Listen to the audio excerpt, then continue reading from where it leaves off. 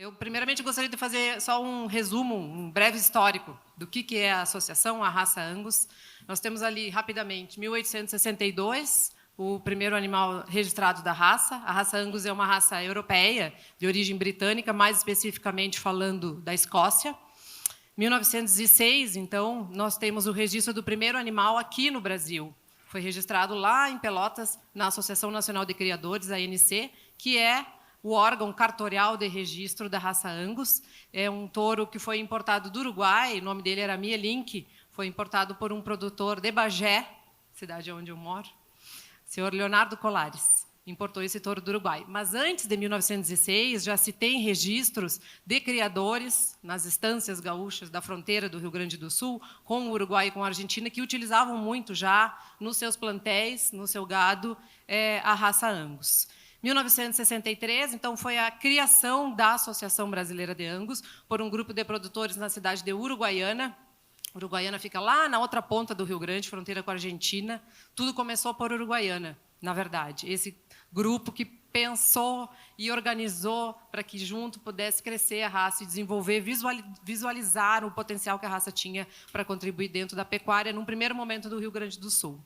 Em 1974, foi criado o Programa de Melhoramento Genético Promebo, Programa de Melhoramento Genético de Bovino de Corte, que é o programa oficial utilizado pela Associação Brasileira de Angus. Em 99, então, ali vocês vejam, 30 e poucos anos depois, a sede já saiu de Uruguaiana e foi para Porto Alegre, porque ali a gente já se tinha, a gente não, os produtores na época, a associação na época já tinha uma demanda grande de animais para fora do estado do Rio Grande do Sul. Por isso a necessidade da sede ir para a capital gaúcha. Em 2013, então, nasceu o programa Carne Angus Certificada. Eu tenho um carinho todo especial com esse projeto, porque eu trabalho na associação desde o primeiro dia do programa. No final de 2002, na verdade, eu fui contratada pela associação, faço quase 20 anos de casa, com muito orgulho, que é um projeto muito especial e que contribuiu muito para a pecuária brasileira. Mudou muito o cenário, a produção de carne de qualidade, a organização, a transparência e rentabilidade para todos os elos dessa cadeia, integração dessa cadeia produtiva. O que hoje é a ABA? 450 associados de genética, produtores que registram os animais puros, incontáveis utilitários da raça, porque a gente brinca que a raça passou por cima de nós. Nós já não vamos mais levar a raça, nós vamos aonde a raça está produzindo. Muita gente usa a raça, saiu da nossa mão, e isso é motivo de muito orgulho.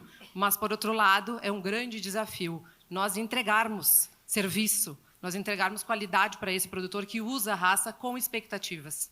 E no programa Carne Angus nós temos mais de 24 mil produtores inscritos dentro do sistema, assim a gente fala, porque nós temos um sistema online de abastecimento da informação que começa com a GTA do produtor e vai até a caixa que saiu para o varejo. É uma rastreabilidade total do processo. Por isso, a gente sabe o número de produtores que hoje estão engajados e participam. Bom, mas o que é o papel de uma associação? De que forma que isso, dentro da Angus, a gente entende, a gente gerencia, a gente visualiza? Primeiro, nós temos que entender o mercado. O mercado mudou, a pecuária evoluiu, o mercado é rápido, o mercado é ágil, os desafios são grandes, a gente viu por todas as palestras que a gente assistiu durante a manhã e agora. Temos muito para fazer, muito para entregar e muito para entender. Então, participar do hoje, entender o cenário que nós estamos, de que forma a entidade tem a obrigação de interagir com todos esses produtores, não apenas os sócios, os produtores que usam a raça Angus, que criam a raça de alguma forma. E o principal, nos prepararmos para o amanhã, estarmos preparados para os desafios que virão. Como, então, uma associação de raça, teoricamente, uma entidade muito tradicional, né, as entidades de criadores, né, de produtores rurais, que receberam lá no Rio Grande do Sul, é muito comum, o meu avô criava, meu bisavô criava, e a seleção que vem em cima disso, né, todo o orgulho que eles carregam, mas a necessidade de nós estarmos sempre inovando. Esse é o grande desafio de uma associação de raça. Por quê? A associação ela tem diferentes públicos, né? Hoje a Angus vive isso no seu dia a dia. O criador sócio de registro de animais puros, o utilitário usuário da raça e o consumidor da carne. O consumidor da carne Angus ele faz parte dessa jogada. É para ele que todos nós aqui trabalhamos. para nós entregarmos o melhor produto para esse consumidor e para que ele siga consumindo a carne que nós produzimos, independente da raça de onde veio. É para ele que a gente presta esse serviço. E o engajamento, o comprometimento com isso é essencial. Então, nós temos alguns projetos, assim a gente chama, dentro da associação, e dentro de cada projeto, a temática, os assuntos que são ali, as ações que são ali tratadas. O Evolução Angus, ele trata basicamente de quanto a raça evoluiu. E ali dentro tem genética, melhoramento genético, genômica, todas as informações geradas e de que forma que nós levamos essa informação para o produtor. Promebo, Programa de Melhoramento, já falei para vocês, é o programa oficial da Associação Brasileira. Genômica. O projeto da genômica na Associação Brasileira de Angus teve início o ano passado, em 2021, vinculado, claro, através do Promebo. Nós iniciamos ali com uma população de 4.000 animais genotipados, porém, nós temos um banco de dados muito robusto, com mais de 380.000 animais avaliados com fenótipo. Hoje, um ano depois, nós já temos 8.000 animais com informação genética, genotipados e com as informações lançadas. A perspectiva é que a gente chegue até o final do ano com 10.000 animais dentro do programa da genômica. Por que tudo isso? Porque nós sabemos que é uma importante ferramenta. Ela vai ter a continuidade. O produtor já está entendendo, utilizando a ferramenta, e isso transforma muito, dá mais agilidade a todo o processo do melhoramento genético. Nós temos 2 sumários da raça, que já têm incluído dentro das suas informações ali todos os dados de genômica. A DEP para resistência ao carrapato, ela é uma DEP inédita, por quê? A Associação Brasileira de Angus é a única associação de Angus no mundo que tem uma DEP para resistência ao carrapato. A raça é muito utilizada no cruzamento industrial. Nós temos um país de tamanho continental e de climas e ambientes completamente diferentes. Para que a gente possa garantir ou investir para que a raça cada vez responda mais, se adapte mais e traga benefícios para dentro da porteira, produtividade, ganho de peso, quilos por hectare, é muito necessário que a gente traga animais adaptados. E a DEP para resistência ao carrapato vem nesse sentido, a adaptabilidade dos animais. Ela foi desenvolvida em parceria com a Embrapa. A Associação Brasileira de Angus tem uma relação muito próxima com a Embrapa, o que para nós é muito interessante, porque nos possibilita todas essas evoluções, essas avaliações, essas ações e projetos com o objetivo do melhoramento e da maior adaptabilidade da raça nos diferentes sistemas. Bom, o teste de eficiência alimentar, ele é um teste que acontece desde 2017, na verdade. Hoje, nesse momento, o teste está acontecendo lá em Bagé, na Embrapa Pecuária Sul, onde normalmente acontece o teste. Nós até estamos buscando parceiros para fazermos em outras unidades, em outros locais o teste, justamente pela questão da ferramenta, da importância de medir, né, o consumo residual, o ganho residual, todas essas questões que vêm ao encontro e nos são cobradas pela cadeia produtiva, né? Nós somos cobrados produzir mais com menos, ser mais sustentável, mais produtivo, mais eficiente. Isso é eficiência.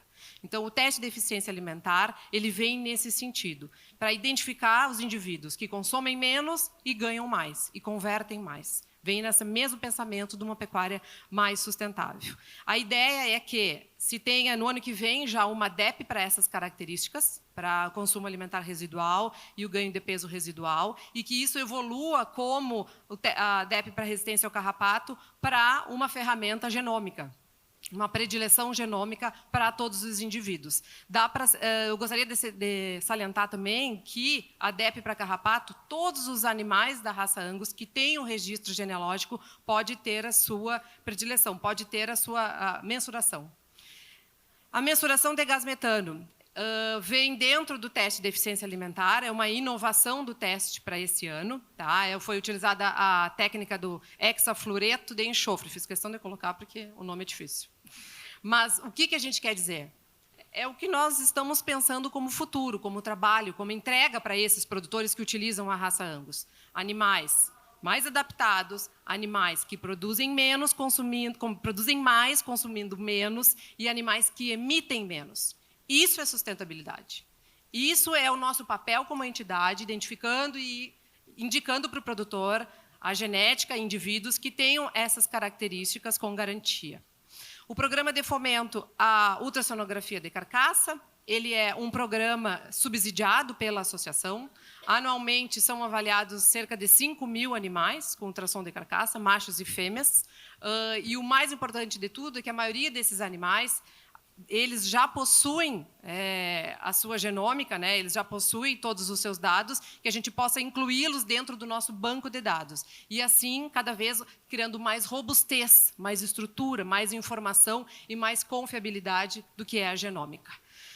Ultra Black. Ultra Black é uma raça sintética, de origem australiana, e na sua composição ele tem 80% de sangue Angus e 20% de sangue zebuíno. A Associação Brasileira de Angus é a entidade cartorial dessa raça e trouxe o Ultra Black, importou e fez todo o trâmite junto ao Ministério da Agricultura para que fosse a entidade cartorial, o principal objetivo é trazer mais uma ferramenta para o produtor. Exatamente por termos um país de tamanho tão grande, os desafios do meio ambiente, das diferenças de temperatura, diferenças de clima, e a necessidade de termos sempre uma genética mais adaptada, mais produtiva, que consiga produzir em diferentes meios. O Ultra Black é uma ferramenta genética que a associação traz para oferecer aos produtores com esse objetivo. O selo Seleção para a Qualidade de Carne é o selo móvel. Ele é um selo que ele é dado aos indivíduos que são superiores para as características de qualidade de carne, tanto macho quanto fêmeas. Para que o indivíduo receba esse selo, ele precisa cumprir com alguns requisitos. Ele precisa estar entre os top 20 para as características de marmoreio e para o índice bioeconômico de carcaça e ter as DEPs positivas para as características de qualidade. Área de olho de lombo, gordura subcutânea, gordura da P8, da picanha. O que significa esse selo? Nós estamos identificando os indivíduos superiores e sinalizando para o mercado. Por quê? O produtor, ao ver esse selo, ele pode ligar sua anteninha lá, ó, esse indivíduo tem as características superiores para a qualidade de carne. Se o objetivo desse produtor é entregar animais para esse mercado premium, para esse mercado que valoriza essas características, que busca, ele tem ali uma opção, é mais uma ferramenta para o produtor. Não só para o produtor de pista, o produtor do animal puro, para o utilitário da raça, para o produtor de boi. Esse é o objetivo do selo Qualidade de Carne. Bom, o Eu Sou Mais Angus. O Eu Sou Mais Angus, ele é um projeto que engloba as ações de comunicação. Assim a gente diz. Tudo que a gente faz ali para comunicar, para capacitar, para informar e, como resultado disso, aproximar. É isso aí. Eu informo, eu capacito, eu aproximo. Esses são os princípios do Eu Sou Mais Angus. Nesse sentido, vieram 3 ações. Sócio-produtor, uma categoria de sócios que não registra animais. Eles não têm a possibilidade de registrar animais puros. Se quiser, vai ter que virar sócio normal, tradicional da associação. Ele é o sócio que ele utiliza a raça. O que ele tem de contrapartidas, né? Na verdade? Ele tem desconto em todos os serviços que a associação presta ao seu sócio. Ele não tem a possibilidade de voto em assembleia, mas ele tem possibilidade de voto, por exemplo, dentro do programa Carne Angus, no Conselho Deliberativo do Carne Angus. Ele tem ainda acesso às informações geradas pela associação, ele recebe os romaneios do programa Carne Angus diretamente no seu e-mail, ele tem a possibilidade ainda de fazer comercialização dentro de um mercado Angus Marketing, que é um mercado de animais Angus e cruza Angus dentro da Associação Brasileira de Angus. Acho que caiu ali. Dentro da Associação Brasileira de Angus. Então, tudo isso são retornos que nós fornecemos a esse produtor ao se filiar à entidade como sócio-produtor. O segundo item que estava ali, que está aqui no slide, é o Fala Angus. O Fala Angus é um programa semanal que vai ao ar através de uma rádio lá no Rio Grande do Sul e que ele vira um podcast. E nós distribuímos em todos os grupos de WhatsApp que hoje a associação tem. A associação tem os grupos de sócio, sócio-produtor e os grupos do Carne Angus, que são um volume estrondoso de gente que fazem parte. Eu informo, eu capacito, eu aproximo. Esse é o principal objetivo dessas ações de marketing. Bom, já terminando aqui o meu tempo, que já vi que está esgotado. Deixa eu só esperar para mim. seguir a minha conversa. O programa Carne Angus é o próximo slide, na verdade, que eu trago para vocês. Ele é um programa da Associação Brasileira de Angus e que busca valorizar a carne através da qualidade, do diferencial dessa carne. Então, todo o produto, as redes sociais estavam ali, todo o produto do Carne Angus, ele passa por uma avaliação criteriosa dos técnicos que estão distribuídos dentro da indústria. O programa Carne Angus hoje é o maior programa de certificação de raça em atividade no país, o que nos enche de orgulho. São 22 parceiros em 11 estados, em 40 unidades industriais, onde lá tem um técnico, que é funcionário da Associação Brasileira, que todos os dias avalia cabeça por cabeça e lança todas as informações daquele indivíduo, desde a propriedade até a saída dele. Aqui nós temos todos os nossos parceiros. Aqui a questão das ações do Carne Angus, né? Ações junto ao consumidor, ao produtor, aos parceiros, ao varejo. O objetivo principal, integrar a cadeia produtiva, gerar demanda, e ele gerou muita demanda para um projeto que começou numa unidade do Rio Grande do Sul, está em 40, mostra o potencial e o que realmente nós fazemos e entregamos ao consumidor. Hoje nós somos reconhecidos pelo Ministério da Agricultura e pela CNA, através da plataforma de gestão agropecuária. Selo Angus Gold de sustentabilidade, são 2 selos dentro do Carne Angus, já vou terminar, Zilo. 2 selos dentro do Carne Angus que mostram que nós vamos além da nossa certificação tradicional. O Angus Gold, ele sinaliza para o consumidor as peças, o pedaço de carne foi avaliado para alto índice de marmoreio.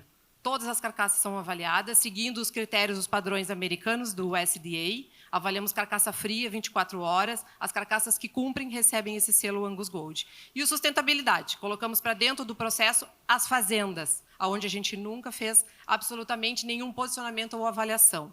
Foi criado um protocolo, né, um checklist. As fazendas são auditadas pela TUV, pela mesma empresa que nos audita, de terceira parte. As fazendas que cumprem com os requisitos, com esse checklist, podem utilizar esse selo. O selo, na verdade, ele não é o objetivo principal disso aqui, não é? O selo ele é o resultado de tudo isso aqui. Porque a gente sabe que o produtor rural, muito da sustentabilidade, ele faz, mas ele não sabe o que ele faz. Ou ele pode melhorar alguns pontos e ele não sabe o que ele tem que melhorar. Então, o selo sustentabilidade é uma ferramenta buscando integrar, capacitar, que o produtor tenha consciência e consiga evoluir dentro dessa construção que é a sustentabilidade da pecuária.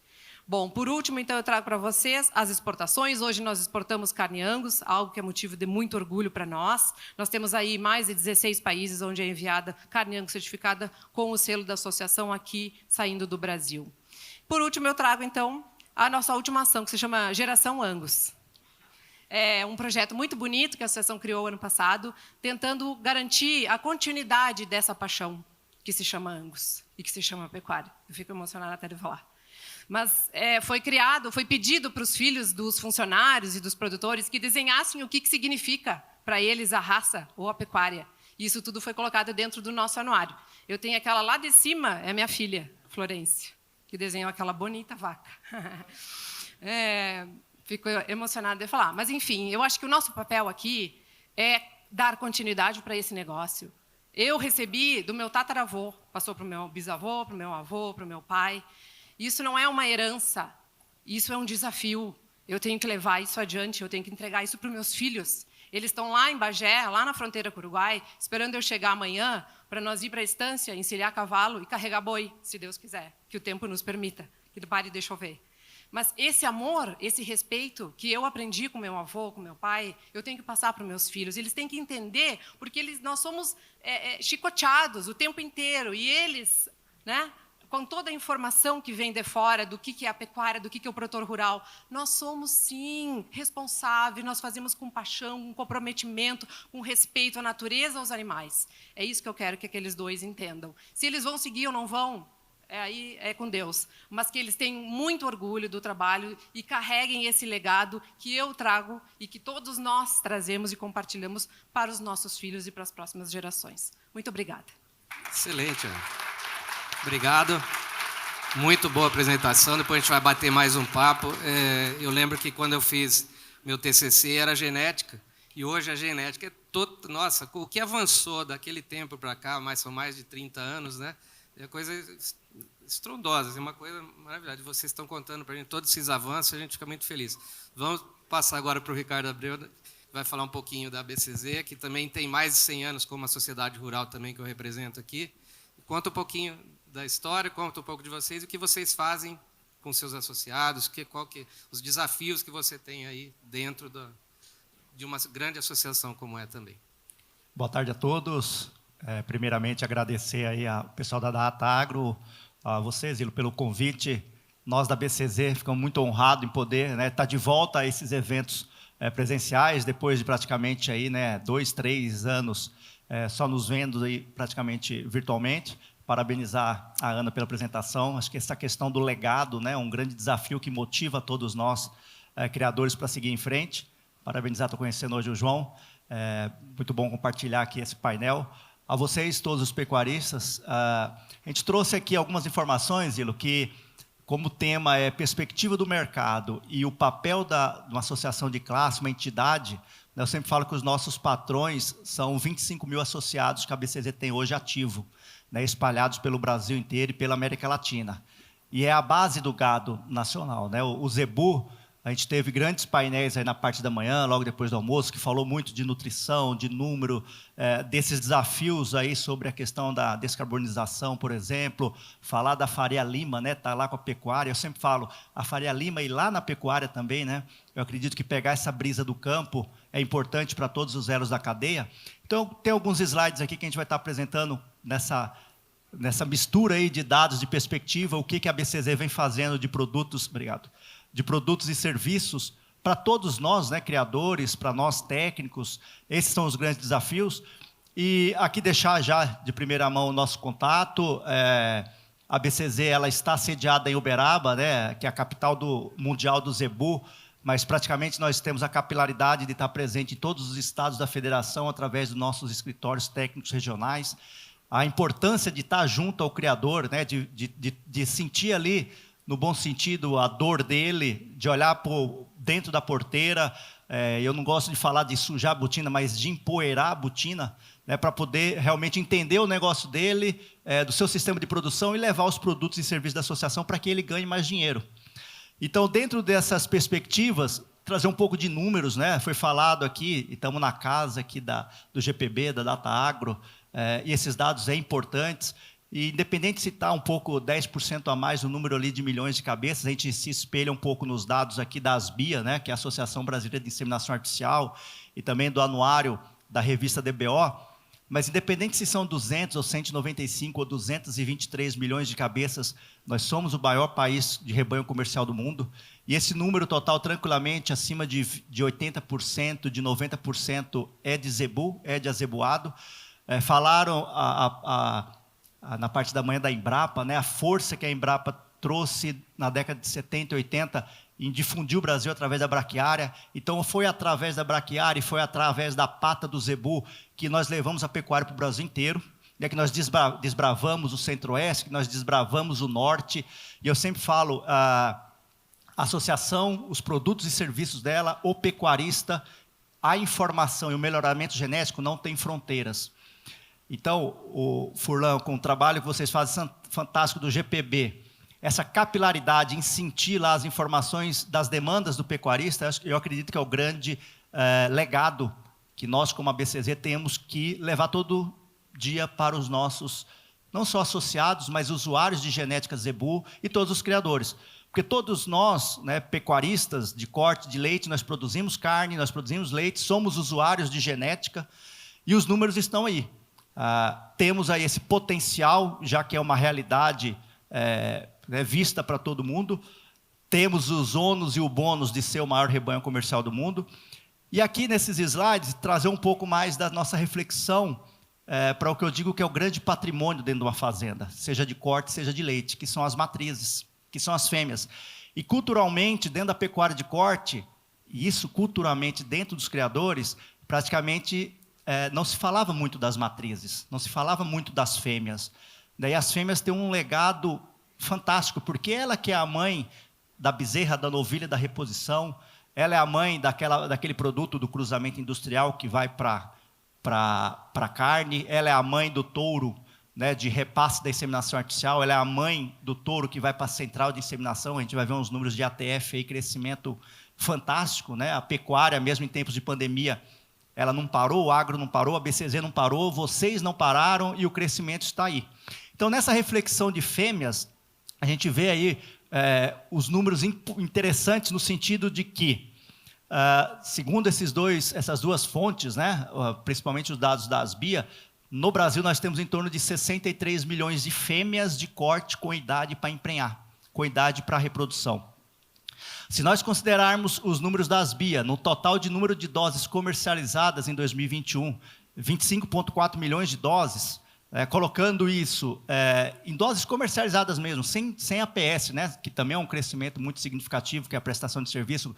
O criador é dono do touro, coleta a sêmen ele mesmo, né, para utilizar nas suas vacas, mas vamos falar de mercado, de comércio. Só de corte foi 19,4 milhões de doses. Praticamente aí, dessas 19,4 milhões de doses, um pouco mais de 11 milhões de corte é de raças zebuínas, capitaneada aí pela raça Nelore, com 10,4 milhões de doses. Se a gente colocar a relação de 1 ponto dose para a fêmea prenha, nós estamos falando em torno aí de 16 milhões e meio de matrizes de fêmeas de corte que foram emprenhadas via inseminação artificial, e principalmente via o poder da IATF. Se tínhamos ali 63,7, tirarmos aí as que foram inseminadas, ainda nos resta 47,2 milhões de fêmeas de corte que têm idade para emprenhar. E elas têm que emprenhar via monta natural. E se a gente puxar, né, o currículo dos machos que estão cobrindo essas fêmeas, nós estamos falando aí em torno de 1,5 milhão de touro, né, da relação técnica aí de um touro para 30 vacas, de 1,5 milhão de touros para cobrir, né, estas 47,2 milhões de fêmeas. Só de reposição, né, falar do mercado de touro, que o criador da pecuária de corte gosta de falar dos touros, né, de mostrar o touro na fazenda, são aqueles touros que estão, né, do lado do pasto da sede, geralmente, como eu falei, a fêmea está no pasto do fundo, do pasto da mina, ele não gosta de mostrar, né, culturalmente, e nós vamos falar um pouco mais disso. Se nós pegarmos também os dados de touros comercializados no ano passado, que tenham informação, que tenham lastro, né, sejam registrados, que tenham um currículo de que é realmente um touro registrado, segundo a anuária da DBO, nós estamos falando de 46.376 touros vendidos em leilões. Vamos considerar que a mesma quantidade foi vendida na fazenda. Nós temos vários criadores que vendem porteira adentro, não participam de leilões. E ainda também tem um evento da BCZ, que é o Progenética, que é um evento que nós conseguimos aí trazer agora para São Paulo, que é uma feira destinada a pequenos e médios criadores, para que ele tenha acesso ao touro Zebu PO avaliado de uma maneira democrática. Então, nós fazemos isso junto com a CAT, junto com as secretarias, né, municipais, estaduais, e também aí com os sindicatos, para levar aquele criador que todo mundo precisa de um touro PO melhorador. Vamos considerar que, desse montante, quase 100 mil touros foram comercializados no ano passado. E vamos colocar também, considerar que esses touros têm uma vida útil em torno de 6 anos. Então, dos touros, né, com lastro, registrados PO, mais os touros de fazenda, leilão mais fazenda, estamos falando lá de quase 600 mil touros que vão ter uma vida útil de 6 anos. Cada um desse touro para 30 vacas, eles vão estar cobrindo em torno aí de 17,6 milhões de fêmeas. Então, com o número de touros, né, considerando que das centrais de inseminação, que foram lá 16 milhões e meio, mais o número de fêmeas por esses touros de monta natural, 17,6 milhões. E, tirando o total de fêmeas, nos sobra ainda 29,6 milhões de fêmeas, isto é, 46,4% do mercado de fêmea no Brasil, que elas são cobertas por macho que não tem lastro, que é o chamado boi de boiada. Esse é o oceano azul, esse é o oceano azul que a gente, como a BCZ, acredita muito nele, estamos levando os nossos produtos e serviços para conhecer, né, a brisa do campo desse criador, porque o que leva ele a querer pagar em 6 mil, 8 mil, até vi caso de pagar 10 mil, 12 mil no animal sem lastro, sem registro, sem informação, sem avaliação genética, porque ele teria condição de comprar aí por 60 arrobas um animal com lastro. Por que acontece isso? O Brasil, em larga escala, a cultura do criador em comprar um animal achando que ele está pagando mais barato, mas levar um animal sem informação alguma. Então, eu faço analogia, né, desse criador que leva um boi de boiada para o agricultor de precisão. Será que o agricultor vai comprar uma semente de soja ou de milho sem uma especificação técnica? Né? Será que um criador, quando vai plantar, qual que é a primeira atitude dele quando ele vai plantar? Não é fazer análise do solo? E o criador, quando vai adentrar numa estação de monta, fazer o seu manejo reprodutivo da sua vacada, ele conhece as suas fêmeas? Ele faz uma análise dessas fêmeas? Né? O agricultor, ele estuda a especificação técnica da sua semente, que é o touro. Né? Será que o criador está vendo realmente aquele touro que vai ser melhorador dentro do seu sistema de produção? Então, nós temos um oceano azul muito forte para conhecermos esse criador. E eu acredito que uma das razões mais fortes que leva esse criador a pagar 30 arrobas, 25 arrobas num boi de boiada sem informação alguma, é porque ele não conhece a fêmea dele. Então, quando você não conhece o seu rebanho, qualquer macho serve. Agora, quando nós, como associação de classe, disponibilizarmos, que é a nossa função, dos nossos produtos e serviços, para que ele conheça o seu rebanho, para fazer a gestão correta do seu rebanho, ele não vai usar um boi de boiada na sua vacada. Ele vai falar, não, para aí. Aqui agora vai ter que ter lastro. Então, eu acredito que uma das grandes mensagens aqui no Fórum da Pecuária é trazer isso. Conheça o seu rebanho. Não, mas eu sou provedor de genética, Ricardo. Eu conheço o meu rebanho, eu faço o leilão. E o seu cliente? Esse usuário de sêmen, né, de taurino, de zebuíno, ele conhece aquela fêmea? Ele está utilizando as ferramentas da tecnologia da maneira adequada? Os números mostram que não.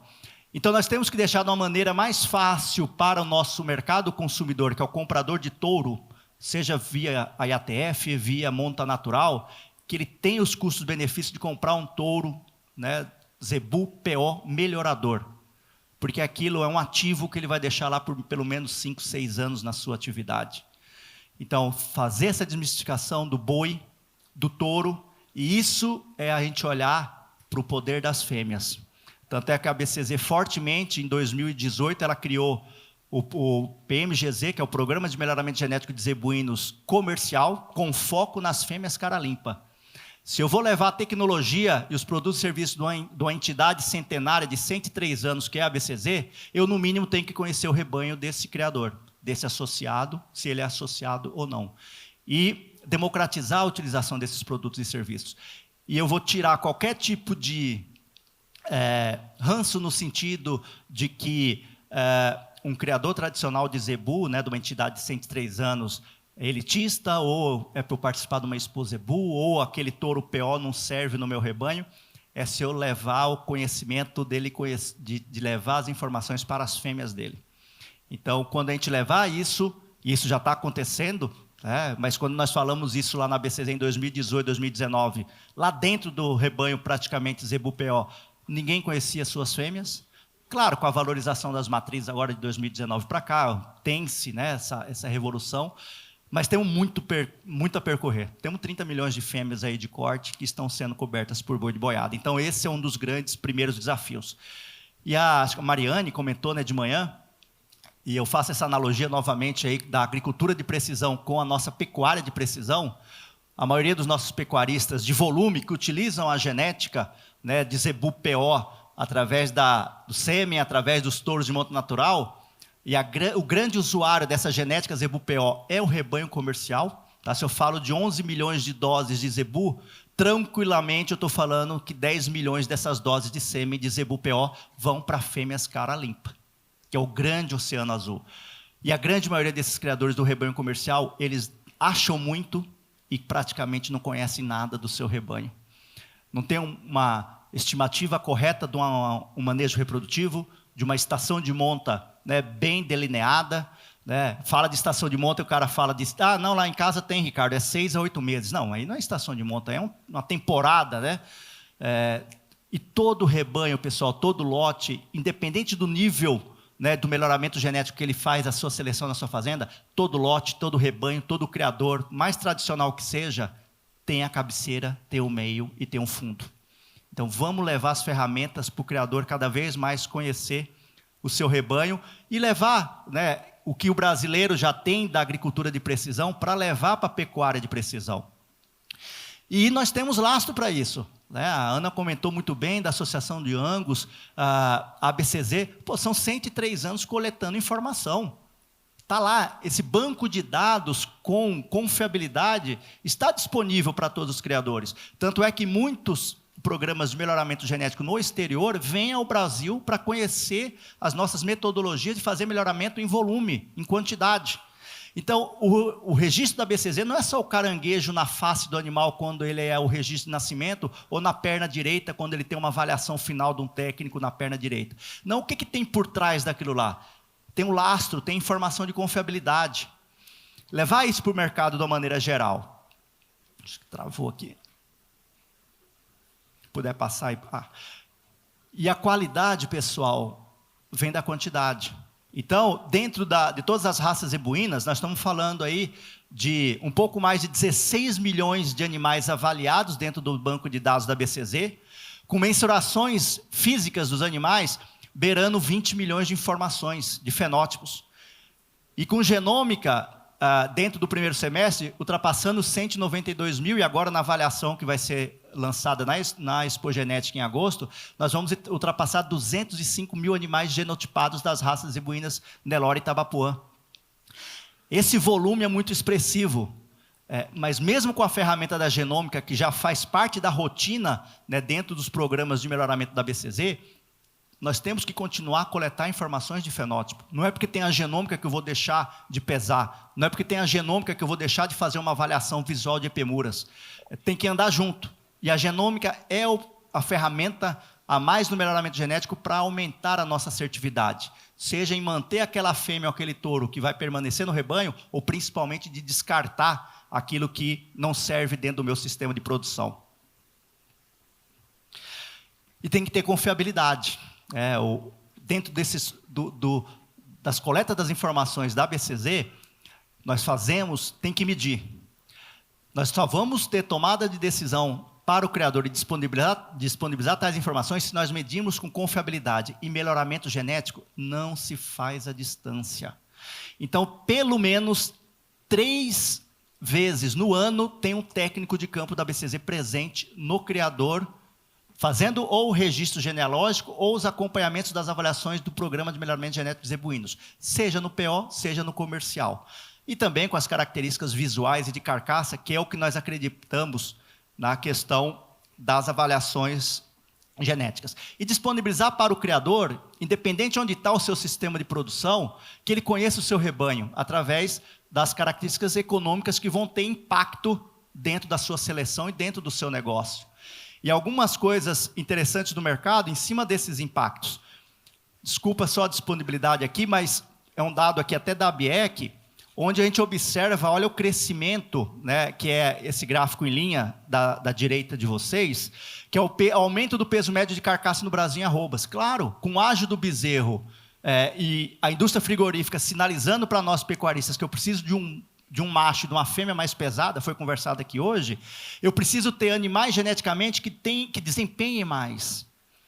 Se uma fêmea tem que entregar 45% a 50% do peso dela entregue na desmama, uma fêmea produtiva, equilibrada, dentro da realidade brasileira, em produção de carne, num sistema semi-extensivo, semi-intensivo, ela tem que pesar ali 550, 580 quilos. Para ela entregar, que é a média do peso a desmama de macho e fêmea no PMGZ-PO, estou falando de um volume de mais de 1 milhão de animais ativos, em torno aí de 8 arrobas e meia na desmama. Quanto que é a média brasileira? Média é medíocre, mas é uma referência.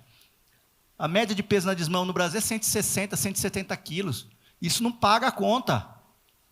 Então, nós mudou o perfil do animal para a gente ter lá um animal que vai desmamar com 8 arrobas e meia, que vai ir para o gancho com 21, 22 arrobas antes dos 30 meses. Esse animal tem que ter estrutura, tem que ter desempenho, tem que ter caixa. Então, adequar ao biotipo do sistema de produção na fazenda a esse animal que dê maior rentabilidade. Porque o animal de 15, 16, 17 arrobas não fecha a conta. E olha o impacto disso, já no que nós tivemos até também no crescimento de fêmeas, de machos e fêmeas, e principalmente de fêmeas. E aqui uma representação gráfica, né, que é o currículo de um animal, macho ou fêmea, dentro do PMGZ, e a gente vê aqui um animal que pesa desmama, ele entrega, né, espera-se a DEP dele acima de 18 quilos. Pô, é mais de uma arroba. Né? Então, isso existe. Agora, todos os criadores têm a cultura de serem, todos são produtores de carne e de leite, mas todos vão ser provedores de genética? Depende do perfil. Mas nós temos que subir a régua de disponibilizar aquele que faz genética para que ele multiplique isso de genética melhoradora. E por que isso? Porque a gente está produzindo mais, temos condições de produzir mais em menos área. Olha que interessante. Então, o pecuarista, quando aperta o boi China abaixo de 30 meses para abatido, quando a gente fala que a gente tem que emprenhar as nossas fêmeas, as novilhas, antes de 30 meses, quem diria 10, 15 anos atrás que 90% do desafio de novilhas dentro do rebanho PO no PMGZ são novilhas que emprenham antes, que parem antes dos 30 meses. Isso há 10 anos atrás era um paradigma. Então já é uma realidade. O pecuarista sabe fazer a seleção, mas ainda temos que levar a gestão dele para isso. Já estou finalizando, pode passar. Então, dentro dessa... E o Brasil é continental. Aqui eu trago os números do PMGZ-PO, né, aqui à esquerda de vocês. Então, vamos colocar aqui no estado de São Paulo, né, onde a terra é mais cara, o criador tem que produzir bem. Só no estado de São Paulo nós temos quase 45 mil matrizes ativas dentro do PMGZ, num potencial aí de 3,9 milhões de fêmeas de corte com idade para emprenhar aqui no estado.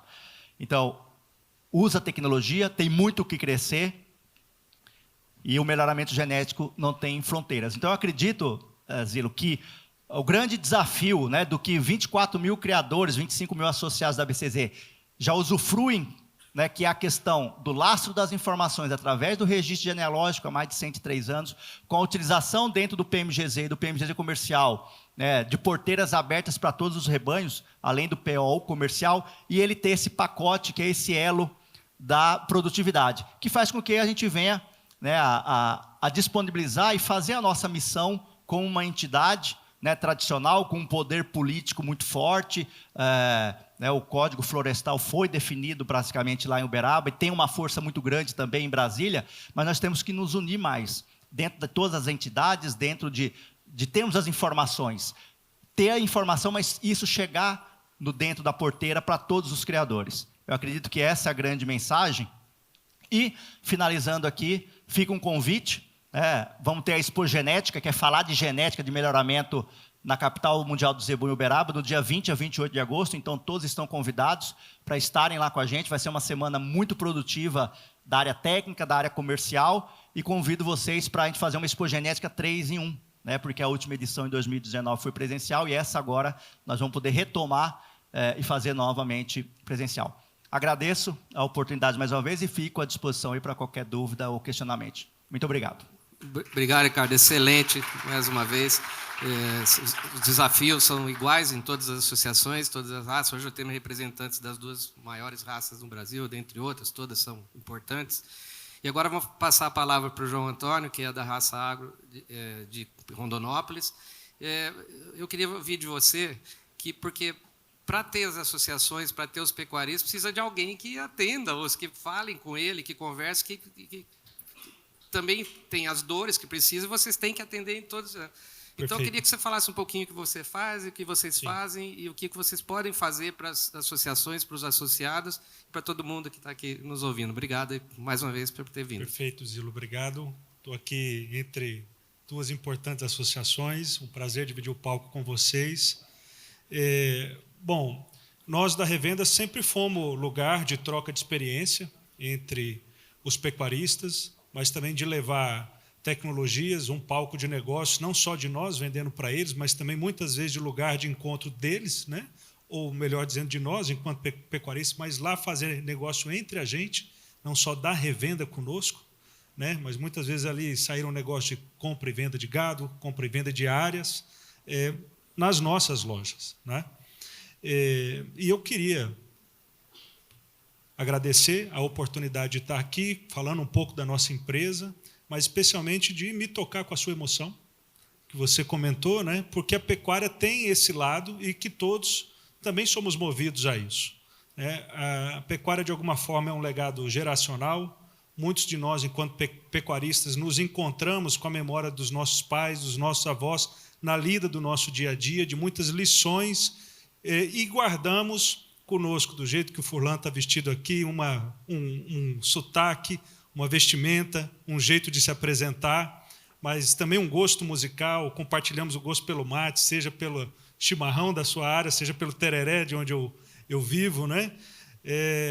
E temos um jeito comum de fazer negócio, onde muitas vezes a palavra, a fidúcia, a confiança são elementos muito importantes, né? E eu entendo que nós, enquanto revenda, acabamos cumprindo um papel de mobilizar a classe, certo? Então, aqui estamos associações, mas a gente também acaba, de uma maneira informal, sendo um veículo, muitas vezes, de resumir demandas que são importantes para isso, né? Então, por isso, eu também me sinto à vontade nesse palco aqui entre vocês. Eu gostaria de, rapidamente, aqui falar do nosso projeto, do nosso grupo, nos apresentar, né? Então, quando eu me refiro a Grupo Raça Agro, eu me refiro a essas 3 marcas de lojas, hoje cada uma delas com 6 lojas, lojas Agroboi, as lojas Raça Agro, que são as lojas que vão, a marca que vai predominar, e as lojas Suprema. E também somos uma revenda com uma característica verticalizada, né? Então, temos a nossa indústria de nutrição animal e lançamos, no ano passado, a Plantar fertilizantes e sementes também com produção própria, né? Há 15 anos atrás, eu estava para assumir essa posição num negócio familiar, né, enquanto diretor, e meu primeiro passo foi estudar na Exalc o que ia ser do nosso futuro. Se esse era um negócio que valia a pena eu me investir enquanto fazer carreira e tal, e cheguei a essa conclusão. Olha, tinha um conjunto de fatores, isso uma conclusão de mais de 15 anos atrás, que sinalizava que vai ter demanda por carne bovina no futuro e isso terá que ser viabilizado com ganhos de produtividade. Todos esses fatores muito presentes ainda. Então, uma conclusão super atual. Hoje, inclusive, os painéis que nós tivemos pela manhã, todos eles reforçando isso, os desafios que nós temos na pecuária, mas o mais importante, as boas perspectivas que nós temos. Perfeito? De lá para cá, agora de forma mais recente, uma das coisas que eu vi comentários, Ricardo, é do encontro da Faria Lima ou da Avenida Paulista com o campo. E nós somos um pouco exemplo disso, certo? Então, nós tivemos aí recentemente eventos na nossa empresa a partir disso. Então, nos lançamos a um projeto de também buscar a consolidação do mercado de revendas pecuárias, observando que isso já aconteceu de uma maneira bastante acelerada nas revendas agrícolas, entendemos que isso também ia chegar a nós. E aí acabamos fazendo a aliança primeiro com a Suprema, mas em seguida também já começamos a financiar a venda que a gente faz para os nossos clientes a partir de CRAs, de CRAs. Então, fizemos aqui junto com a Vectis e com a Datagro, eles captaram o Fiagro e depois um Fiagro justamente de CRAs, né? E nos financiaram, e é o que sustenta esse projeto de expansão que nós temos, nesse momento com 18 lojas, predominantemente no Mato Grosso, mas também no Mato Grosso do Sul, Goiás, e até o final do ano chegaremos também no Pará. Perfeito? Estaremos com 23 lojas, isso dentro de um sonho maior, que é de estar presente em todo o centro-norte do país. Perfeito? Então, em linhas gerais, essa é a apresentação que eu faço do nosso projeto, da nossa empresa, nossa indústria, as novas lojas todas saindo com essa identidade de Raça Agro e as lojas Suprema e Agroboi aí com imagens aí. Mas, para além disso, o que eu queria contribuir é que, junto do aumento de demanda por carne bovina, que terá que ser viabilizado com ganhos de produtividade, eu também vejo outros temas que são importantes que nós estamos tratando, né?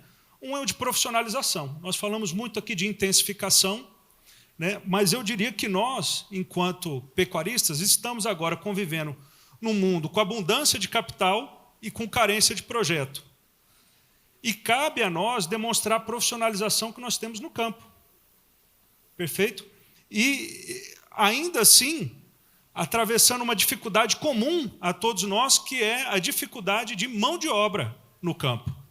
Então, esse é um outro elemento que eu gostaria de incluir aqui para a nossa reflexão, as nossas discussões, né? Mas vejo, para minha felicidade, no meu tempo de vida, o que nós estamos falando aqui de aumento de exportação. Então, eu sempre imaginei que a nossa concentração ela viria por pressão de custo. Pode ser que ela venha por um aumento de rentabilidade trazido pelo canal de exportação. Nós estamos vindo aqui de anos de mercado relativamente brigado do ponto de vista do mercado interno, mas muito provavelmente a partir do ano que vem, passadas as eleições, e aí o Brasil voltando a uma agenda com uma política mais estável, seja quem for o vencedor, uma vez que a gente ainda está num ambiente muito polarizado, né? Mas aí já com volta de emprego, volta de economia, e aí provavelmente, penso eu, teremos tanto um mercado externo quanto um mercado interno demandante. E, portanto, pode ser que a minha expectativa é que a pecuária ela tenha um apreço de valor e, com isso, a gente consiga fazer os investimentos que nós precisamos fazer pela frente. Eu diria que, assim, para terminar, as associações elas têm um papel fundamental, né? Eu vejo que no nosso mercado nós vamos passar por uma mudança muito grande na forma como nós concedemos crédito para o pecuarista, digo isso enquanto revenda. Hoje a gente faz isso de uma maneira muito informal, praticamente todo o crédito que a gente concede é de uma maneira clean, né? Sem garantias. E o pecuarista ele tem uma dificuldade em fornecer informações. Eu acho que isso, à medida que a gente tenha que acessar mais mercado de capitais e tenha que outros instrumentos financeiros, nós vamos ter que passar a nos acostumar com uma relação diferente para isso. Então, tanto o crédito quanto a tecnologia, eu acho que são tarefas que estão dentro da nossa agenda, mas eu diria que, especialmente, o papel que cabe às associações, eu diria que é o desafio fundiário e ambiental. Especialmente mais ao norte do país, nós ainda temos muito problema fundiário, falamos muito hoje aqui nos painéis pela manhã, da dificuldade do desmate ilegal, né, de invasões ilegais, mas temos também um problema de direito difuso, de migrações que foram feitas, ocupações no passado, que são pessoas que têm posse reconhecida, regular, mas não têm o título de propriedade. Então, acho que esse é um tema importante, fundamental, ainda das associações de classe, que, por sua vez, vão melhorar ainda produtividade e crédito. E o último, que eu acho que não menos importante, tem muito a ver com a comunicação e a imagem.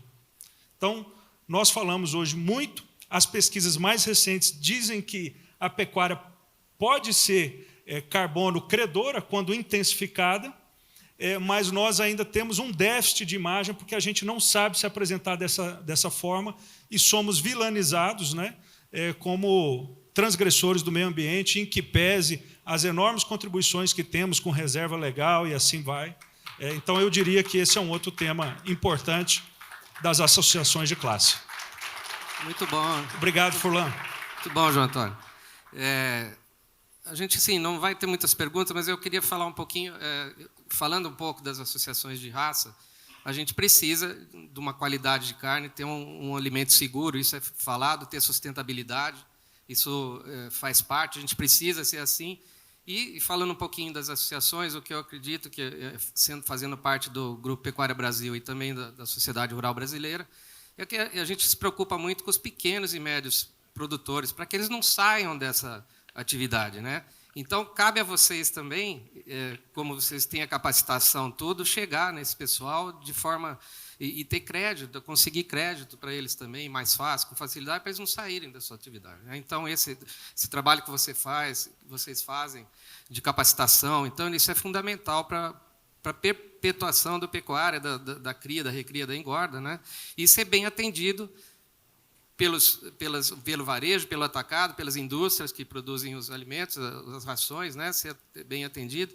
Então, rapidamente, vocês falar um pouquinho, Ana, começar com você, o que vocês fazem para reter essas pessoas, para ter essa função, para ficar no campo? Quais são as principais? Aí depois você pode fazer suas considerações finais também, que a gente está indo para o fim, e eu passo depois a palavra aos outros. Obrigado.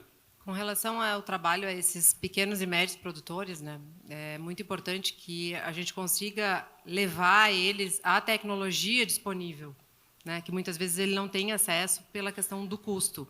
Então, além de facilitadores com relação ao acesso a crédito, e que isso se fortaleça cada vez mais, que esses produtores consigam acessar para que possam investir na sua propriedade, dentro do seu sistema produtivo, ter maior produtividade, né, para dentro e para fora da porteira, a questão de levar a eles o que as associações geram com relação às tecnologias, animais superiores, genética disponível, a questão da comercialização para eles, que muitas vezes é difícil, porque o volume é menor. Então, existem os grupos dentro da associação, na verdade, os núcleos, assim a gente chama, núcleos de criadores regionais, em todo o Brasil, especificamente no Rio Grande do Sul, claro, a gente tem um maior número de núcleos. Os núcleos trabalham muito nas suas regiões, especificamente pequenos produtores de terneiro, de bezerro, pequenos produtores de terneiro, regiões onde tem pequenas e médias propriedades que são produtores de terneiro.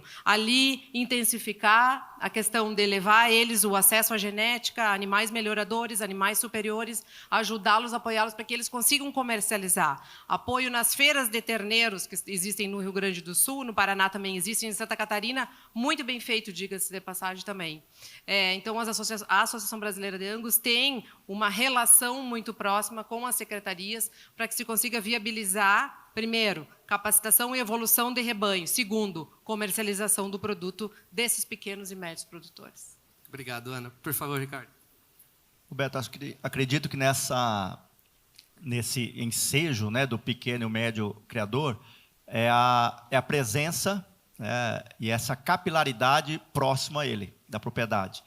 Eu acredito, e tanto é que essa área do Departamento de Fomento dentro da BCZ foi criada em 2019, para ter mais esse cunho técnico e comercial de ir até a propriedade, não esperar realmente que o pequeno, médio venha até um escritório da BCZ e que seja o caminho realmente natural do nosso técnico e dessa área nossa do comercial, do fomento, vá até a propriedade.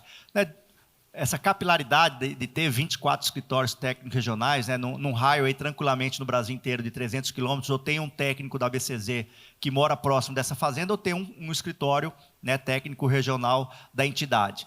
Mas tem mais coisas para fazer, né? Tem vários produtos e serviços que a gente faz, como eu comentei do Progenética, tem o Integra Zebu, que é uma questão de adubação de pastagem, dele ter acesso a crédito, é uma parceria muito forte com a Embrapa nesse sentido.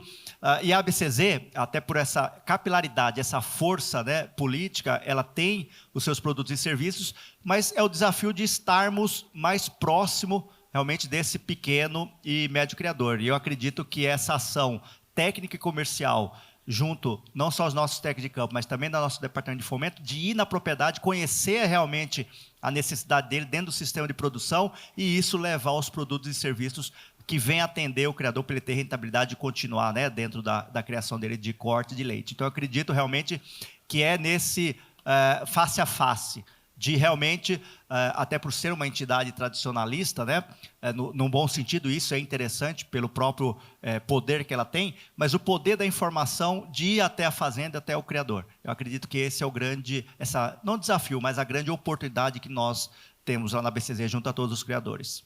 Perfeito, obrigado. João? Bom, eu diria que é importante dizer que 10% da nossa força de trabalho, ou seja, nós somos 450 pessoas na empresa, 10% são técnicos dedicados a campo. Me refiro a agrônomos, veterinários ou tecnistas, que fazem justamente esse trabalho com o grande, com o pequeno, com o médio, né, não importando o tamanho, mas de aumentar a produtividade dele. Né? E, mais uma vez, voltando aqui para o papel das associações, né, entre os vários temas que foram colocados no painel de manhã, me chama a atenção a competitividade que nós temos enquanto Brasil de produzir uma carne de qualidade e barata, mas, por outro lado, o menor valor que nós capturamos ao exportar. E eu acho que cumpre aqui uma tarefa de nós aumentarmos o valor do preço que a gente consegue acessar, seja pelos programas de denominação de origem controlada, como temos no vinho, no café, coisas semelhantes que nós já começamos a ver de exemplos de marca, boutiques de carne, que a gente vê, e eu acho que isso também é um elemento importante de agregação de valor que nós devemos ter na nossa agenda. Perfeito. Muito obrigado a vocês pelas palavras, pelas apresentações, pelo trabalho que vocês vêm fazendo frente às associações, frente ao mercado, frente ao varejo, ao atacado e às empresas, às indústrias. Agradeço mais uma vez a presença, passaram o seu recado, foi muito bom. Eu aqui agradeço a Datagro, que a Faria Lima trouxe vocês aqui para mostrar. Essa é uma função nossa também. A Datagro também tem essa função. Agradeço também a Sociedade Rural Brasileira, que eu faço parte, o GPB, e vamos seguir em frente, vamos atender esses pequenos e médios aí, vamos partir para cima, as associações fazem parte e a gente precisa disso. Muito obrigado mais uma vez pela presença, obrigado a todos. Obrigada.